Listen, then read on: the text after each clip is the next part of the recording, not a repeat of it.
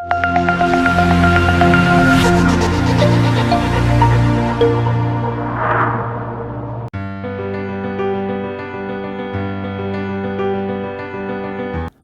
देश में कुत्ता, बिल्ली, बंदर या किसी और जानवर का काटे जाना एक आम बात है, लेकिन लोगों को ये बात नहीं मालूम कि इन जानवरों के काटने से एक बीमारी जिसे कि हम रेबीज कहते हैं वह हो सकती है, जो कि 100% जानलेवा है। मेरा नाम डॉक्टर रश्मि नौडियाल है और आज हम इस वीडियो के माध्यम से जानेंगे कि किसी भी जानवर के काटने से हमें तुरंत क्या करना चाहिए और रेबीज से हम कैसे बच सकते हैं। तो आइए जानते हैं रेबीज किसे कहते हैं। रेबीज किसी भी जानवर के काटने से होने वाली एक खतरनाक 100% मतलब कि 100% जानलेवा बीमारी है, जो कि एक वायरस से होती है। तो अब जानते हैं कि रेबीज कौन कौन से जानवरों के काटने से हो सकता है। यह जानना बहुत ज़रूरी है कि केवल कुत्ता ही नहीं, बिल्ली, चमगादड़, यहाँ तक कि गाय, भैंस, बकरी, भेड़, इसके अलावा बंदर, यानी कि किसी भी जानवर जो कि पालतू है या जंगली है, उनके काटने से रेबीज की बीमारी हो सकती है।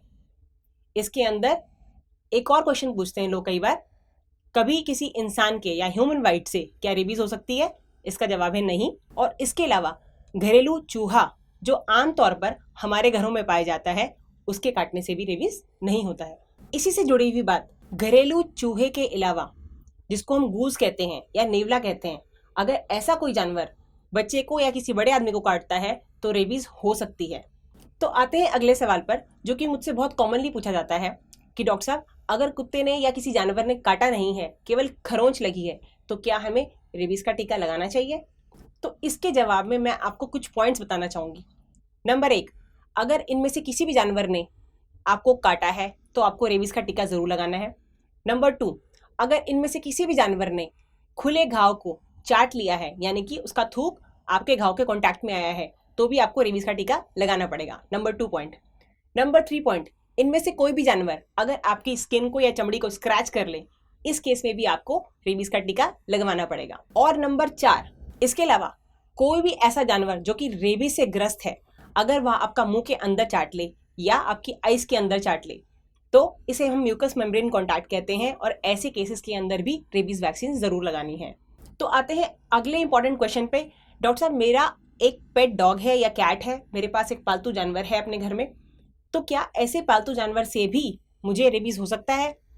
तो इसके जवाब में मैं आपको बताना चाहती हूँ कि ऐसा नहीं है कि केवल जंगली जानवर या स्ट्रे डॉग या स्ट्रे एनिमल से ही आपको रेबीज हो सकता है।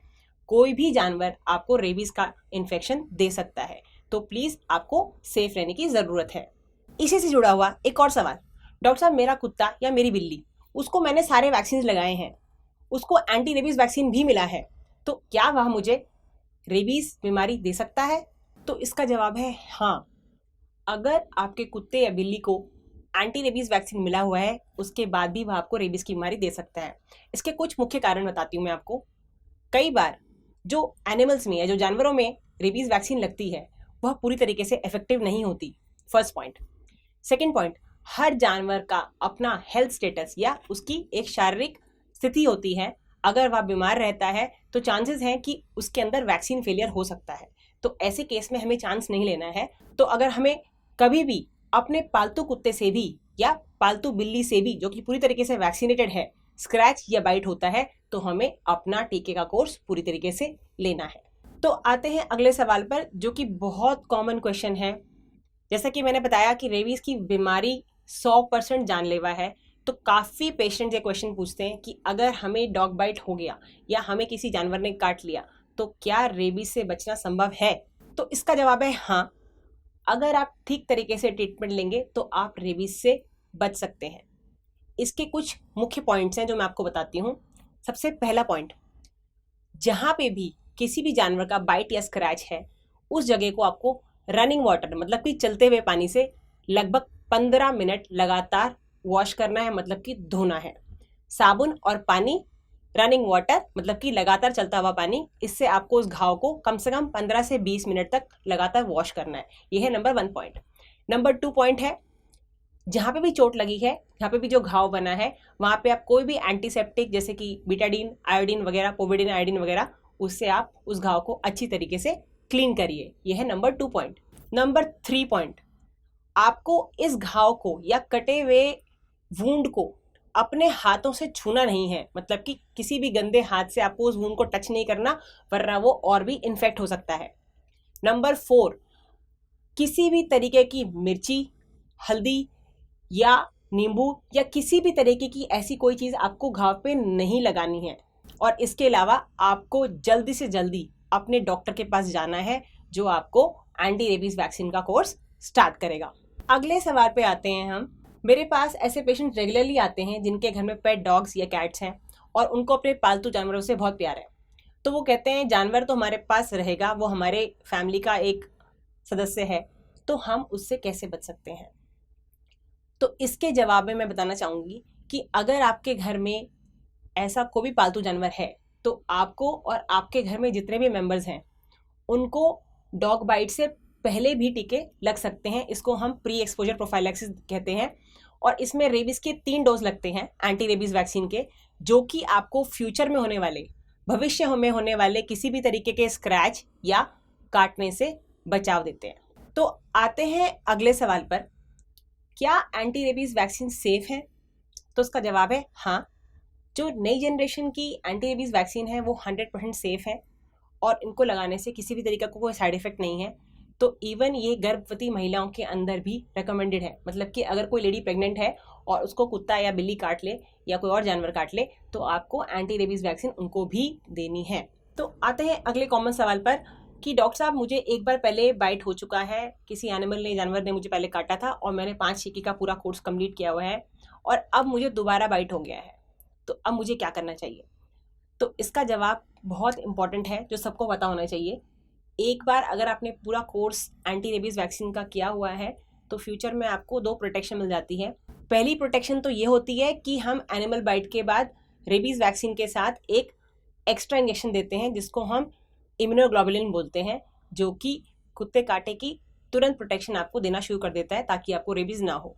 तो अगर आपको फ्यूचर में कभी बाइट हुआ है और आपने पहले पूरा कोर्स किया हुआ है तो आपको इम्यूनोग्लोबुलिन दोबारा लेने की ज़रूरत नहीं है। नंबर 2, यूजुअल केसेस में जिनमें कि फर्स्ट टीका लगाया गया है, नॉर्मली जब भी हम पहली बार किसी को भी एंटी रेबीज वैक्सीन का कोर्स देते हैं तो लगभग उनको 5 टीके लगते हैं। लेकिन अगर फ्यूचर में कभी भी बाइट होता है और आपने पूरा कोर्स किया हुआ है तो आपको केवल 2 ही टीके लगेंगे, जो कि बूस्टर की तरह काम करते हैं। आपको पूरे 5 इंजेक्शन का कोर्स लेने की ज़रूरत नहीं पड़ेगी। तो अब जानते हैं कि वहाँ गैप कितना होना चाहिए, मतलब कि एक बाइट से दूसरे बाइट के बीच में कितना गैप की प्रोटेक्शन आपको मिल जाती है। तो पहली बाइट के बाद अगर आपने 5 टीके का कोर्स कंप्लीट कर लिया है और अगले 3 महीने में आपको कोई भी बाइट होता है तो आपको उससे प्रोटेक्शन मिल जाएगी, दोबारा टीका लेने की ज़रूरत नहीं है। लेकिन अगर कोर्स कंप्लीट करने के बाद 3 महीने का टाइम पूरा हो चुका है और उसके बाद आपको बाइट होता है तो आपको 2 बूस्टर डोजेज लेने पड़ेंगे। किसी भी डॉक्टर के पास आप जाके वहाँ इंजेक्शन ले सकते हैं।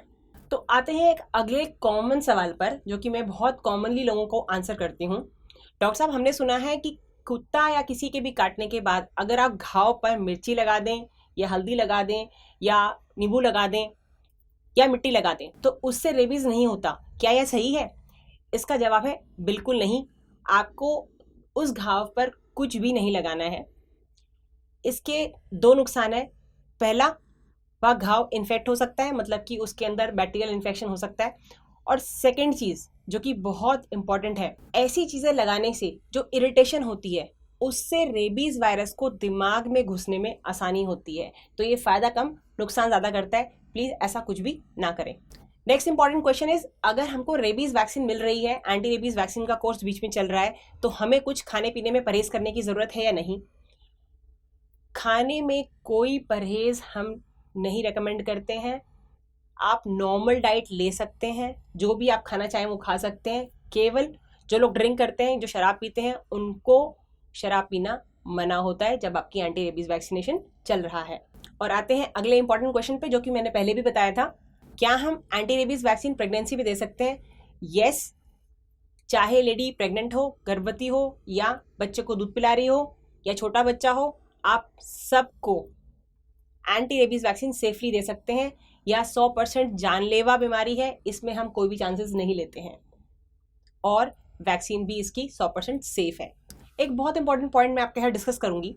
काफ़ी जगह आपने सुना होगा कि हम कुत्ता काटने के या जानवर के काटने के 10 दिन तक हम उस जानवर को देखते हैं, और अगर वह जानवर मरा नहीं है या बीमार नहीं पड़ा है तो हो सकता है उसको रेबीज़ ना हो। ऐसे केस में रेबीज़ की वैक्सीन की ज़रूरत नहीं है।